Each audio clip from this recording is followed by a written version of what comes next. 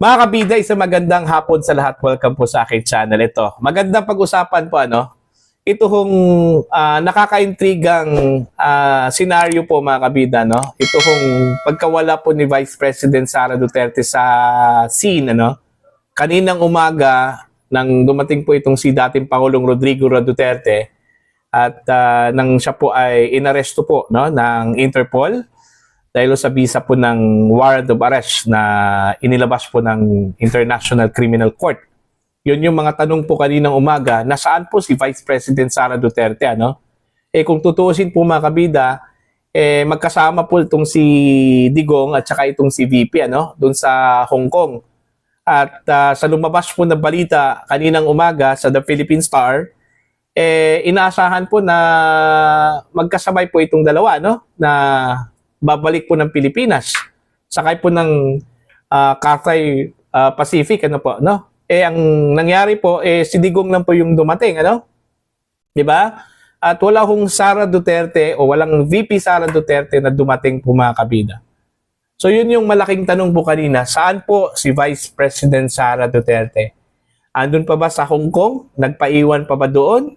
O mas nauna po si VP Sara na dumating, Kasi kung nandito po si Sara Duterte, mga kabida, sana naglabas po ng statement. Okay? May reaction na sana, Doon sa nangyari po sa kanyang ama, Kasi mantakin nyo, napakalaking pangyayari po ito kanina, Inaresto yung dating presidente po ng Pilipinas, At yung nagbasa po ng Miranda rights at saka yung warrant of arrest ay yung CIDG chief mismo, si General Nicholas Torre III.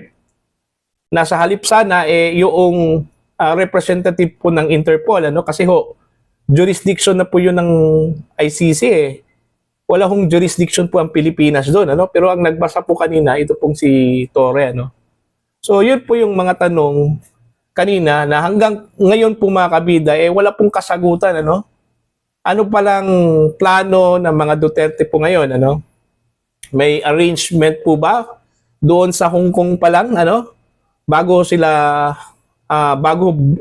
bumalik po itong si Digong o si dating Pangulong Duterte dito sa Pilipinas, baka naman natunugan na po mga kabida, ni dating Pangulong Duterte na baka aarestuhin po siya ngayong araw.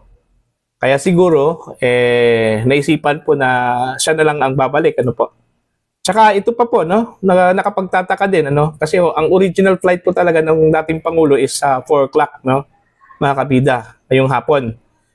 Kaso lang po, biglang nagbago yung flight schedule. So, naging 10 o'clock kaninang umaga. Kaya nagtataka na lang po tayo kanina, bakit dami hong mga polis, doon sa airport, sa NAIA. Iyon pala, nagbago yung flight schedule po ng dating Pangulo. So, naging 10 a.m. yung kanya hong arrival. Okay? Now, ngayon, maliban po kay Vice President Sara Duterte, wala din si Senador Bato de la Rosa, ni boses, ni, tawag dyan, reaction, or ni pahayag, mula sa kanya, wala ho tayong naririnig, po. Saging si Senator Bongo lang po, naglabas po ng kanya hong saloobin, kung tutusin po kasama po itong si De La Rosa, kung hindi ako nagkamali, doon ho sa Hong Kong, Kasi yung mga PDP laban senatorial bets ang kasama ho ni Digong, mga kabida, doon ho sa Hong Kong, ito pong si De La Rosa, wala. Nasaan na kaya po itong si Senator Bato de la Rosa? Bakit hindi ho siya nagpakita, Baka doon pa rin sa Hong Kong, kasama po si VP Sara. Yun yung mga tanong na dapat hong masagot, mga kabida. Po? Very exciting po itong pagkawala po ni VP Sara, Kasi baka naman po, alam naman po natin si VP Sara, mahilig talaga sa surprises yan, Baka naman po, may surprises po ito, Baka pagising po natin ng umaga bukas, baka bumulaga po sa atin ito hong statement o pahayag po o reaction ni VP Sara po mga kabida sa nangyari po sa kanyang ama. I'm sure na pag-usapan na po nila ito, doon pa lang sa Hong Kong. Kasi hindi man talaga ako naniniwala na wala talagang advance info po itong si Digong, dating Pangulo dami pong mga connections yan, no? Di ba? So most likely, kung totoo yung hinala na yung warrant of arrest ay na i-transmit na po, bago pa itong araw na ito, o most likely baka nung Sabado pa po, kasi Biyernes lumabas yung warrant no? Nung March 7, batay dun sa mga dokumento. Okay, tapos ni-report po mga kabida ng Rappler is Sunday ata, Sunday morning. Okay, and then yun, mayroong movement kinahapunan po ng Sunday, may movement sa Davao International Airport. Okay, maraming mga police, and then on the following day, Monday, naglabas po ng balita ito pong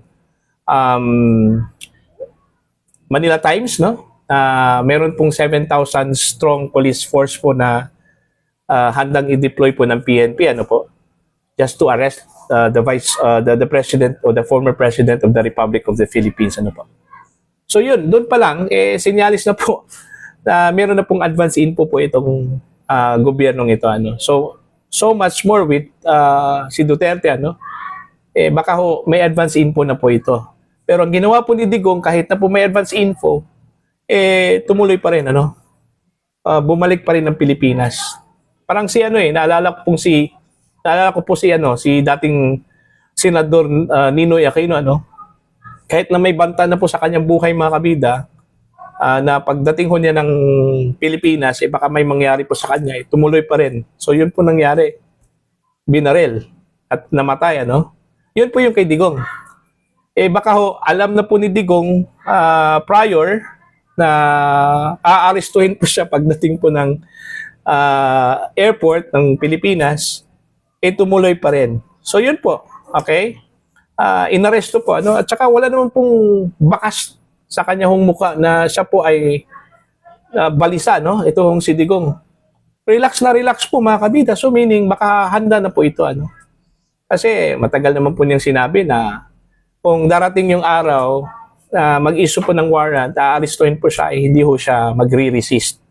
Okay? Sasama po siya, handa po siyang makulong, Kung yung ginawa po daw niya, mga kabida, perception po ng ICC na isa po itong kasalanan, so be it, Kasi unang-una, ginawa daw niya yung granting, kung totoo yung mga aligasyon. Granting na ginawa niya ito, pero hindi ho niya ginawa para sa sarili po niya, para po sa pamilya niya, kundi para sa taong bayan at sa mga darating po na henerasyon. Next generations po, Ito hong ginawa po niya nung time po niya bilang Pangulo po ng Pilipinas. Okay? So, yun lang po mga kabida. So, aabangan na lang po natin in the coming days kung ano po yung magiging reaction at pahayag po ng Vice Presidente po ng Pilipinas.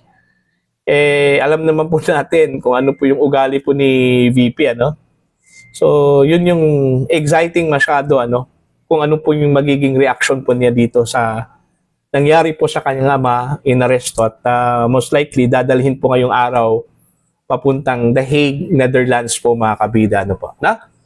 So, yun lang po. At saka si Bato din, magpakita na po. Okay, magpakita na po itong si Bato.